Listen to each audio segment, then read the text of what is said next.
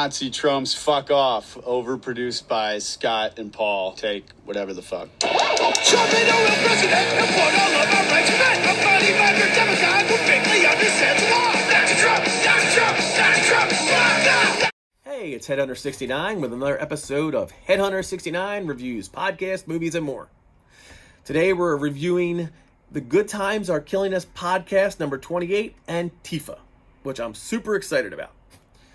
As usual, I'm going to comment on my last review. So first of all, Boner Hunter 69, whoever got my name wrong, that's hilarious. I love it. My wife's going to hate it, but I love it. By the way, in the Pink Flamingos movie, John Waters and the crew not only fucked the chicken, but they cooked and ate it afterwards. So no waste.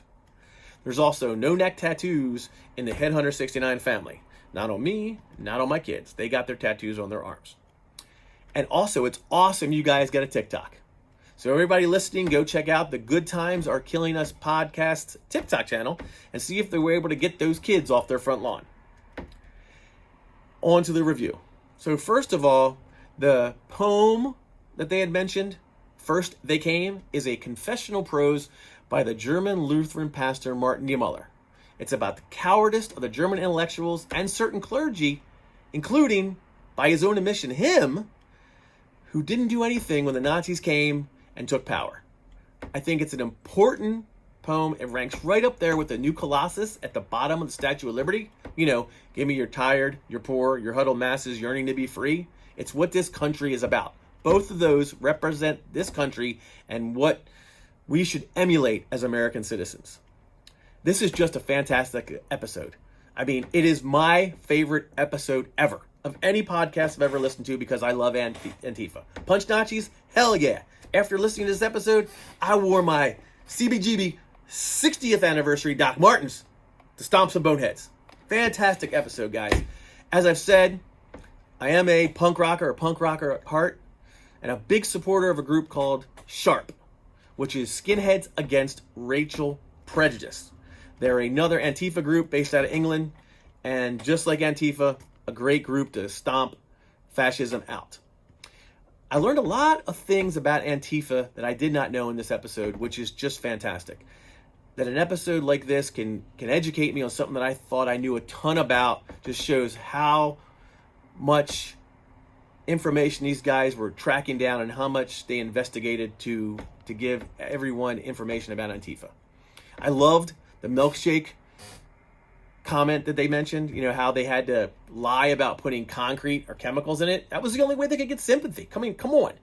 You know, when you go complain to your other master race buddies that you got hit with a milkshake, are they really going to feel sorry for you? No, it's cream and milk. You look up pussy. So you had to lie about concrete or chemicals being in it to get any type of sympathy whatsoever. Also, dox the fuck out of the Nazis, especially cops. 1312 guys, 1312, dox those guys. No sympathy there. SWAT should be social workers and therapists, not guns and tear gas. You know, these guys hide behind their keyboards with zero consequences for their words. Free speech means the government cannot suppress your speech. But you know what? We can hold them accountable for that speech, and that's what we should do. The anonymity of Reddit or Twitter allows them to say the worst, bigoted, hateful crap with zero issues. They hide behind their keyboard with zero consequences for their words, and we can call them out. If people knew what they were saying, their friends, their parents, their coworkers, they'd be fired. They'd be disowned. They wouldn't have any friends. So they want to talk tough behind that keyboard? Well, they should stop being pussies and say that stuff to our faces. Say that stuff out in public. If you're really that much of a master race person, let everybody know that and see what people think of you. So in conclusion, if you want to learn about Antifa, this is a great episode. They covered everything. Absolutely everything except for one thing. They didn't mention how to make Antifa go away. You know how to get rid of Antifa? It's easy. It's simple. Stop being a fucking racist. Stop being a Nazi. Stop showing up to the state capitol screaming, Jews will not replace us. It's that easy. If Nazis don't show up, Antifa doesn't show up. Stop being fascist and Antifa will go away. That's it. It's a great episode, guys. 5 stars. And as always, pay your taxes, wash your hands, and remember, you can have everything in life you want if you just help others get what they want. If that doesn't work, trample the weak, hurdle the dead, And no matter what, stomp Nazis. Headhunter 69 out.